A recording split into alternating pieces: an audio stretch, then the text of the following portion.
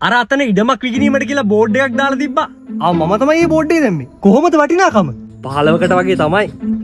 15ක් වගේ කියන්නේ. ඒක අනර්ථන ලාභයි බබා. ඔය පැත්තේ පර්ච් එකක් 4ක් 5ක් වෙනවා. ඒක තමයි මාත් බැලුවේ.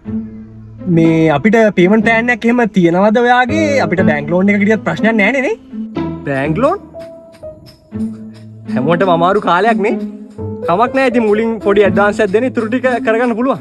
එහෙනම් හොඳයි. කොහෙද මහත්තයාගේ ඉඩම තියෙන්නේ? ඉඩම තියෙන්නේ? අර අතන වෙලගාව තියෙන ඉඩම ගැන කියන්නේ මම. අර කුඹුක් ගහක් තියෙන්නේ? අන්න ඒක අන්න ඒක. ඉතින් එතන බෝඩ් එකක් දාලානේ තියෙන්නේ. මේ අර මිස්ගේ පුතාද? මිස්ගේ? මොන මිස්ගේ? ඉඩමයිති මිස්ගේ පුතෙක් ඉන්නවා කිව්වේ. මේ ඉඩම ඔයාගේ නෙවෙයිද? පිස්සුද මහත්තයා මට කොයිද ඉඩම් තියෙන්නේ? ඉතින් දැන් කිව්වේ අර බෝඩ් එකද මේ තමුසේ කියලා? ඉතින් බෝඩ් එකෙන් මම තමයි. ඉඩම මගේ නෙවෙයි. එතකොට ඉඩමේ ගානත් ලක්ෂ 15 නෙමෙයිද? බෝඩ් එක දාන්න මගේ කුලිය 15000. දැන් මහත්තයා ඉඩම විකුණන්නේ නැද්ද? පිස්සුදයි? Clicks Computers Sri Lanka vi Pariganaka Mahagedara